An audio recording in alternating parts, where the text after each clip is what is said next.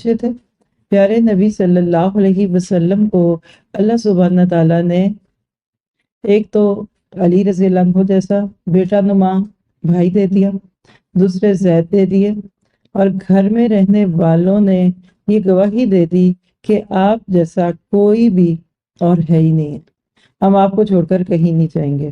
پھر آہستہ آہستہ ہم جس چیز پہ لاسٹ سیشن میں تھے وہ کیا تھا کہ حضرت عباس نے جعفر کو اور آپ نے علی رضی اللہ عنہ کو گود لیا، اور آپ پھر ایک شفیق باپ کے روپ میں تھے۔ کئی لوگ کہتے ہیں نا نبی صلی اللہ علیہ وسلم کے بیٹے کیوں بچپن میں فوت ہو گئے، سچ ہے نا، پڑھے ہم نے پیچھے، یہ بھی بیٹے ہی تھے۔ لکھیے، جس کا اپنا کوئی بیٹا نہ بھی ہو نا، اس کو روحانی بیٹا مل جاتا ہے۔ روحانی بیٹیاں تو آپ کے پاس 20 ہونی چاہیے، کسی کو اپنے اخلاق کے ساتھ اپنا بنا لیں، کسی کو کسی اور کے ساتھ۔ تو نبی صلی اللہ علیہ وسلم کی زندگی میں کوئی کمپلیکس اور کوئی احساس محرومی نہیں تھا۔ آج چلتے ہیں، جب آپ کی عمر مبارک 40 سال کی ہوئی، یہ ہے ٹائٹل آج کے سیشن کا۔ جب آپ کی عمر مبارک 40 سال کے قریب لگ گئی، اب آپ پر وہ حقیقت کھلنے لگی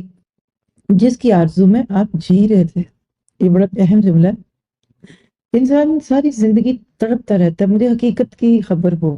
اللہ تو کون ہے، اللہ یہ دنیا کس نے بنائی۔ چھوٹا بچہ بھی آسمان کو دیکھ کر کئی باتیں کرتے ہیں، ماما اللہ کدھر ہے، اللہ نے یہ دنیا کیسے بنائی، چھوٹے چھوٹے معصوم سوال ہے نا۔ اور ہم نے پیچھے دیکھا ہے کہ اللہ کے نبی کا پوری اپنی جوانی کے بچپن سے لے کے غور و فکر کا جو ایک کانسیپٹ تھا نا، اس میں ایک تلاش تھی،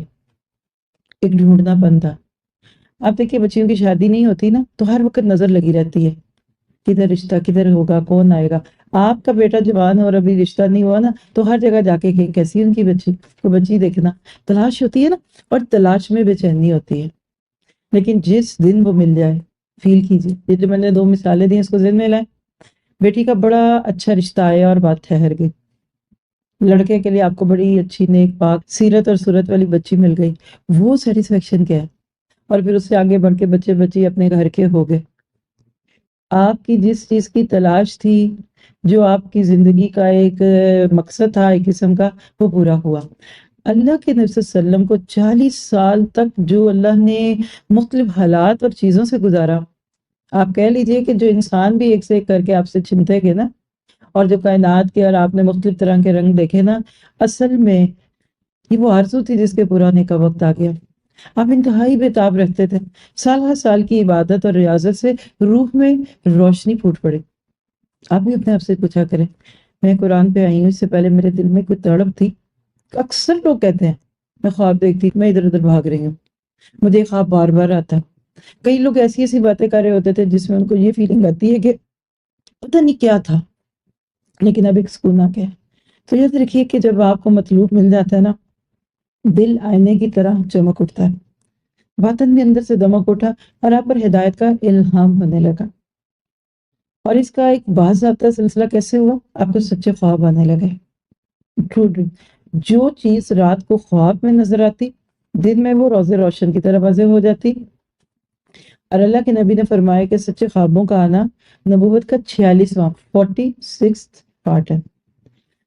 ان سے آپ پر حقیقت کھل گئی اور تاریکی کے وہ پردے تار تار ہو گئے جنہیں چاک کرنے کے لیے آپ مسلسل زور لگا رہے تھے، اور آپ کے سامنے ہدایت اور حق کی شاہراہ روشن ہو گئی۔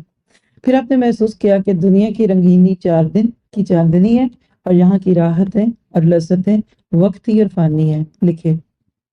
اگر یہ حقیقت آپ کو مجھے اس عمر میں پہنچنے تک، چلیے ہم ایک جنرل ایج لیتے ہیں 40، جو نیچے ہیں وہ تھوڑا اوپر آ جائیں گے، جو اس سے اوپر ہیں وہ نیچے آ جائیں۔ کیا 40 ایئرس کا ہونے تک آپ کو اور مجھے یہ حقیقت سمجھ آ گئی کہ یہ دنیا 4 دن کی چاندنی، یہاں کی راحتیں اور لذتیں وقتی اور فانی، اور اگر یہاں کچھ نہ کیا تو اس چاندنی کے بعد اندھیری رہتے ہیں۔ زندگی کو نہ محسوس کیا کرے۔ اکثر لوگ کہتے ہیں یہ کیا کر رہے، یہ کیوں کر رہے، یہ نہ کریں، چھوڑ دیں، یہ کریں، اپنے ریسٹ کی فکر کریں، یہ وہ۔ ریسٹ کام میں ہے، جو محنت کرنے کے بعد، جو ریزلٹس نکلنے کے بعد تھکن ہوتی ہے نا، وہ سارا دن بستر پہ لیٹنے والے آرام سے وہ زیادہ اچھی ہوتی ہے۔ یہ دنیا کام کی جگہ، وہ دنیا آرام کی جگہ، وہاں نم کا نومت الروس ہوگا انشاءاللہ۔ سو جو جیسے کوئی نئی دلہن سوتی ہے، قبر میں مومن کو اللہ تعالیٰ بہت سکون کی نیند دے گا۔ اور دنیا میں تھوڑا سا اگر آپ بے سکون ہو جائیں، ہوتا کوئی نہیں ہے ویسے، سچ بتا دو، لوگوں کو لگ رہا ہوتا ہے دوسرے کو، ایک بندہ چل رہا ہے تو دوسرا کہ ہائے یہ تھک رہا ہوگا، وہ کہتے ہیں مجھے پتہ ہی نہیں چل رہا، کوئی مصیبت آئی ہوئی ہے، کوئی تکلیف، کوئی بیماری، اگلا دوسرا ہائے بیمار ہو گیا تو پتہ بھی نہیں چل رہا۔ یعنی اللہ سبحانہ تعالیٰ کی قربت اور آپ کا ساتھ ملنا یہ بہت بڑی بات ہے۔ اور جب آپ پہ یہ حق آشکار ہوا نا تو اس کا اگلا مرحلہ لکھیے۔ آپ کو اندازہ ہوا کہ یہ قوم کتنی غلط باتوں میں گرفتار ہے، ان کے عقائد میں کتنا بگاڑ آ چکا ہے، اور وہ سیدھی راہ سے کتنی دور ہے، یہ آپ بھی اپنے اوپر محسوس کریں۔ اگر آپ میں سے کوئی سسٹر قرآن کے تفسیر کورس سے گزر چکی ہیں نا تو آپ کو یقیناً یہ بات سمجھ آ جائے گی، ادھر اہدنا الصراط المستقیم کھلتا اور ادھر صراط الذین انعمت کے بعد آپ کو ذالک الکتاب لا ریب فیہ ھدی للمتقین سمجھ آتا ہے۔ پہلے دوسرے تیسرے سبق یعنی متقین کی باتیں، پھر منافقوں کی، کفار کی، یہ پہلے دو رکوع سورہ بقرہ تک کے پڑھنے میں نا بندے کو ایک چولے پتھر پتھر شروع ہو جاتی ہے، ہائے میں غلطی، ہائے یہ کیا کرتی تھی وہ۔ اور پہلے پارے کے بالکل 1/3 جب آتے ہیں نا تو وہاں اللہ سبحانہ تعالیٰ نے بنی اسرائیل کے ناطے سے کچھ ان کی امانش کی بات کی، دل کا امانش جو ہم ان کی من گھڑت باتیں، ان کے اسکالرس کی کچھ ایسی باتیں کہ ہم جنت میں ہی جائیں گے اور ہمیں آگ نہیں چھوئے گی نا، وہاں پہنچ کے تو بندے کو اپنے معاشرے کی کئی بدعات کھل کے دکھتی ہے۔ بھائی وہاں دوستوں کی محفلوں میں یہ کرتے تھے، وہاں ربیع الاول میں یہ محفل سجتی تھی، اور رمضان کے علاوہ وہ جو رجب میں کنڈے تھے کہ معراج کی محفل ہے، پھر بندے کو نا ایک دم بے چینی آتی ہے، ہائی یہ سب کر تو نیکی کے نام پہ رہے، اور آج بھی ہماری وہ پیاری بہنیں اور آنٹیاں جو یہ کام کرتی ہیں وہ بڑی محبت سے کرتی ہیں، بس فرق یہ ہے کہ ان کو پتہ نہیں ہے کہ یہ نبی کا طریقہ نہیں تھا، یہ اسوہ حسنہ نہیں تھا، یہ لقد کان لکم فی رسول اللہ اسوۃ حسنہ نہیں تھا، یہ دین کے اندر ایک محبت کے نام پہ اضافہ ہو گیا۔ بس وہ پھر جو دل کی کیفیت ہے نا وہ سونے نہیں دیتی، خود ہدایت پہ نہیں ہے نا موجیں موجیں ہیں، وہ کہتے ہیں نا عقل نہیں تے موجیں ہی موجیں۔ جس دن اپنی ہدایت کا چھوٹا سا پائلٹ فلیم بھی دل میں چلتا ہے نا اس کے بعد ساتھ ہی اپنے ساتھ ہلے، پھر دوسرے، پھر 2 ہمسائے، پھر 4، پوری گلی محلہ، پورے ملنے والوں کی فکریں لگ جاتی ہیں، جیسے ریپل ایکشن نہیں ہوتا، ایک گرداب پھر دوسرا گرداب، دیے سے پھر دیا چلتا ہے نا، اسی طرح دل کے اندر تڑپ آتی ہے۔ آپ فطرت پہ تھے، ابھی کوئی وحی نہیں آئی، لیکن آپ جان گئے کہ ایک اللہ ہی سب کا معبود ہے، لا الہ الا اللہ، اس کا کوئی شریک اور ساجی نہیں، سارے بندے اسی کے ہیں، زمین و آسمان بھی اسی کے تابع ہیں، اور وہ سب کو اس کے کیے کا بدلہ دے گا۔ ذرہ برابر نیکی ہوگی وہ بھی سامنے آئے گی، اور بدی ہوگی تو وہ بھی سامنے آئے گی۔ آپ کو برابر سچے خواب دکھائی دینے لگے، اسی طرح جو باتیں جاننے کے لیے آپ بے چین تھے اور جن کی حقیقت معلوم کرنے کے لیے آپ تڑپ رہے تھے، اب وہ سورج چاند کی طرح روشن ہو گئی، حقیقت بالکل عیاں ہو کر سامنے آپ کی نظروں کے آ گئی، حق حق ہے اور باطل باطل ہے۔ اپنے لیے بھی دعا کریں، اللہ ایٹ لیسٹ اس دورہ قرآن کے فاسٹ سے سفر میں صحیح، یعنی بڑا تیز رفتار جو سفر ہوتا ہے، ایک پارا پورا ہو جائے تو ایک سینس آف اچیومنٹ ہو جاتی ہے نا، اس میں ہی مجھے کلیئرٹی مل جائے، ایٹ لیسٹ حق کیا ہے باطل کے مجھے پتہ چل جائے، پھر آپ دیکھیے گا آپ کا دل خوش ہوگا۔ دورہ قرآن تو دلوں کی بہار ہے، یہ تو آپ کی اگلی زندگی کا ایک بڑا خوبصورت سا سٹیج تیار ہو رہا ہے۔ اچھا جب یہ حقیقت آئی نا تو آپ کا دل کھلنے لگا، آپ کا دل کہتے ہیں نا جیسے گلاب کی پنکھڑیاں کھلتی ہیں نا، ایک پتی کھلتی دوسری، دل گلاب کی طرح کھل اٹھا اور سینہ نور ایمان سے دمک اٹھا، لیکن ساتھ ہی گھبراہٹ طاری ہوئی، خوف اور دہشت سے برا حال ہوا۔ آپ کو ایک زمانے سے حقیقت کی تلاش تھی اور اس حقیقت کو پا کر ایک طرف بے حد خوشی ہوئی، لیکن ایک دھڑکا تھا، سوچیں کیا آپ کو بھی ہوا ہوگا جب اپنے نئے دن پہ آئے ہوں گے،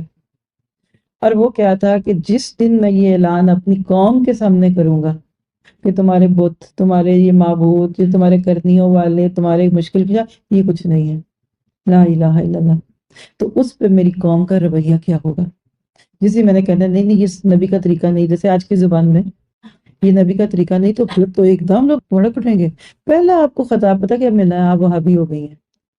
اس دور میں کہتے تھے صابی ہو گئے ہو، آج کہتے ہیں وہابی ہو گئے ہو، حالانکہ نہ صابی کوئی بات ہے نہ وہابی کوئی بات ہے، اور اگر اس کو اللہ کے نام الوہاب کے ساتھ جوڑتا ہے تو بسم اللہ، سر آنکھوں پہ، آپ جو ٹائٹل دے دیں جو اللہ سے جوڑنے والا ہے تو ہمیں کوئی اعتراض نہیں ہے، لیکن وہ سماکم المسلمین 17 پارے کے آخری سبق کو یاد رکھے، اس نے تمہارا نام مسلمان رکھا ہے، من قبل اور من بعد، اس سے پہلے بھی اور اب بھی۔ خیر اس سوچ سے آپ گھبرائے، دل میں خوف آنے لگا،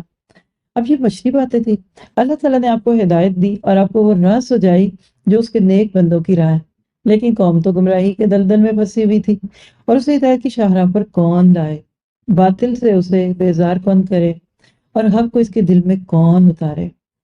آج کا پارہ یہ ہے، رسالت ایک مشن ہے، وجاہدہم بہ جہادن کبیرہ۔